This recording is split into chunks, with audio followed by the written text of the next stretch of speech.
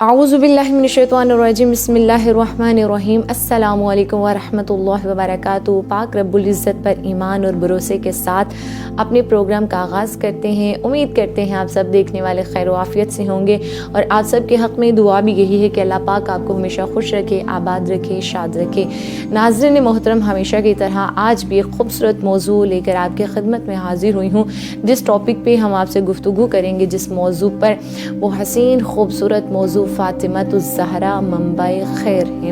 یعنی جناب فاطمہ نبی پاک صلی اللہ علیہ وآلہ وسلم کی بیٹی، سیدہ طاہرہ، عابدہ، زاہدہ، راضیہ، مرضیہ، صدیقہ، منبع خیر ہے۔ خداوند تبارک و تعالیٰ نے بہت سارے لوگوں کو، بہت سے لوگوں کو جو ہے وہ یہ خیر دیا ہے، یہ جو خیر ہے بانٹی ہے، لیکن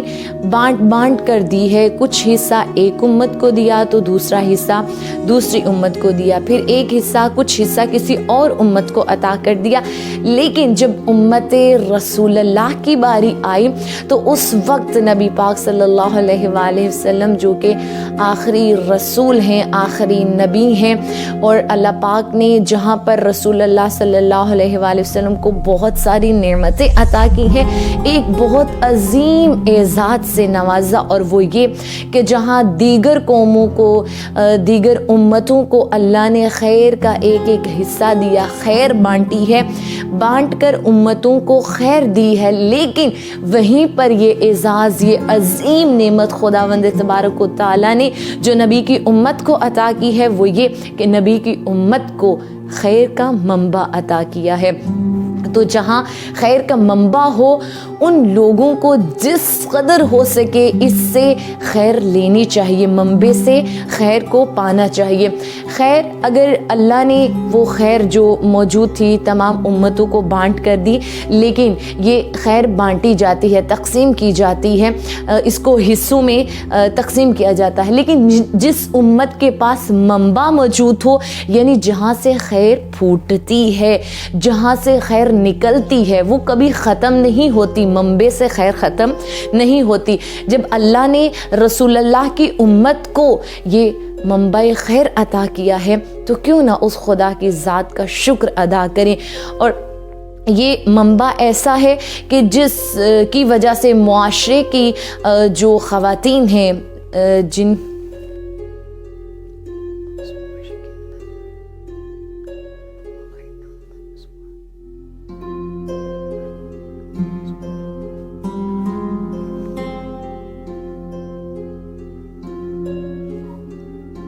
گئی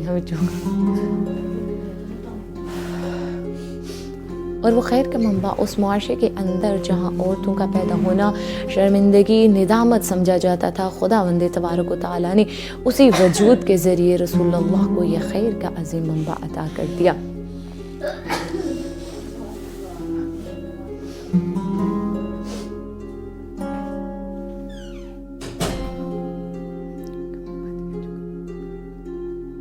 اور نبی کی امت کو ایسا خیر کا منبع عطا کر دیا کہ جو کبھی ختم نہیں ہوگا۔ ناظرین محترم، اس معاشرے کے اندر جہاں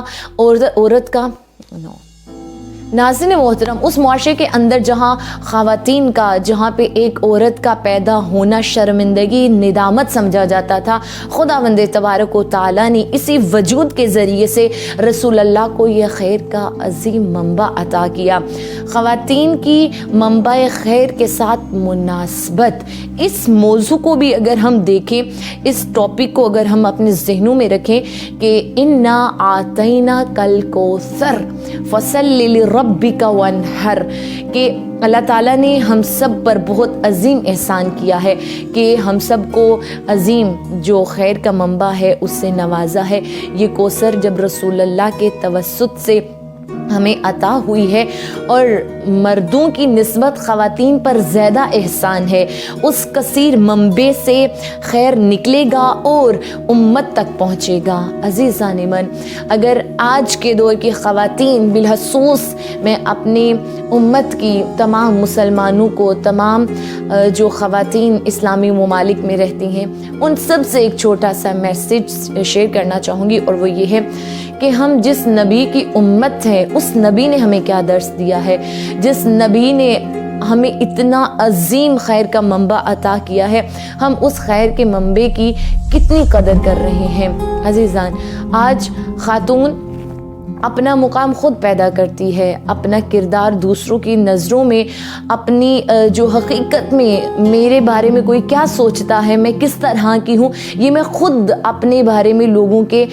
ذہنوں کو بنا رہی ہوں۔ اگر میں ایک اچھی انسان بننا چاہتی ہوں اور باپردہ، باحجاب، نیک، ایسا نہیں کہ میں فقط بظاہراً لوگوں کی نظر میں اچھی بن جاؤں، جب تک میں اپنی روح کو نہیں سنواروں گی تو میرے ظاہراً اچھا بننے کا کوئی فائدہ نہیں ہے۔ تو یہ جو خیر کا منبع نبی پاک صلی اللہ علیہ وآلہ وسلم کے ذریعے اللہ پاک نے ہم سب کو عطا کیا ہے، اس منبع سے ہم نے خیر لینی ہے۔ یعنی یوں کہوں صاف الفاظ میں کہ ہمارے پاس جس طرح سے پچھلے موضوع میں آپ کے سامنے بیان کیا تھا کہ جناب سیدہ اسوہ ہیں، رول ماڈل ہیں، ہم نے بی بی سے لینا ہے، درس لینا ہے، زندگی گزارنے کا طریقہ سیکھنا ہے جناب سیدہ فاطمہ الزہرا سے۔ اور ٹاپک جس پہ میں بات کرنا چاہوں گی، ابھی وقت کی کمی کی وجہ سے اس پہ مزید بات نہیں کر سکتی، انشاءاللہ اگلے پروگرام میں آپ سے حجاب زہرا پہ گفتگو کریں گے۔ تب تک کے لیے اجازت دیجیے، دعاؤں میں یاد رکھیے گا۔ اللہ آپ کا اور ہمارا نگہبان خدا۔